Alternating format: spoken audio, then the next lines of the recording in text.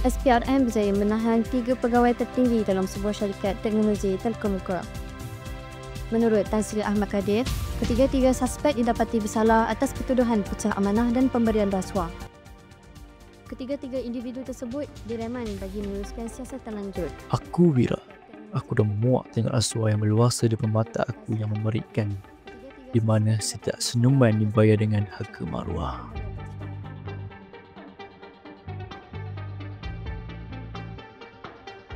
Aku berjalan di tengah-tengah teater Morini, menyaksikan lakonan berulang di mana ketamakan menuntut kebenaran, meninggalkan mereka tak asing di padang kekufuran dan sisa kejujuran semakin rapuh.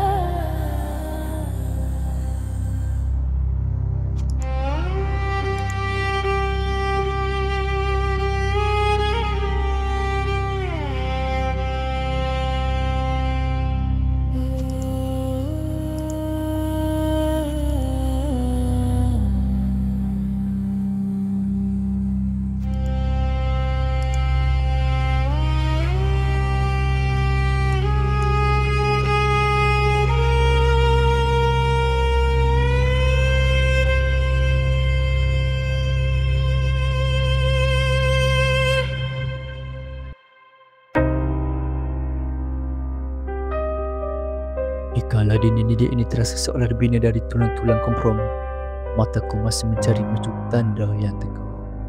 Kami dari SPRM.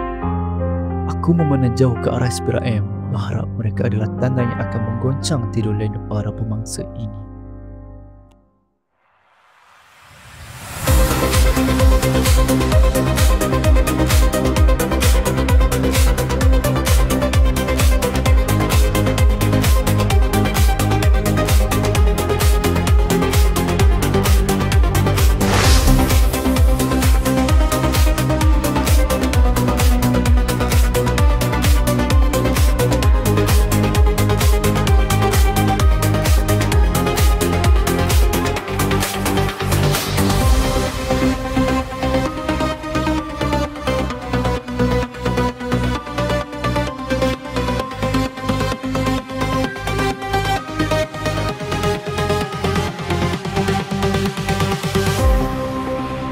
Mesti ramai yang tertanya siapa aku kan? Nak tahu siapa aku?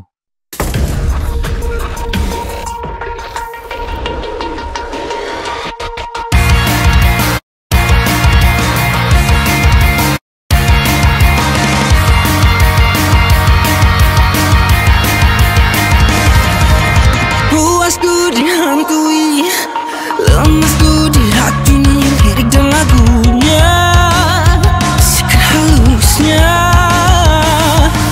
Ku perlu dilepaskan dari sangkar jeratan dibina dia yang lemahkan kita.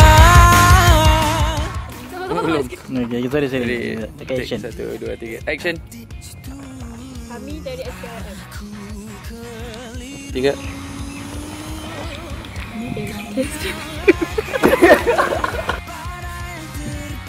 Action.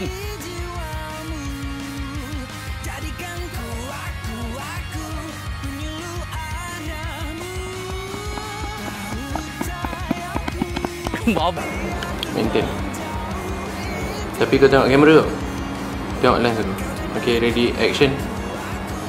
Ini ada nampak rasuah. Sini bunyi talian SPRM. Dia. Okay, action.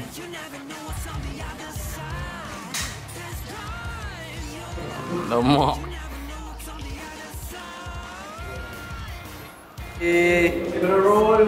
Ready, action.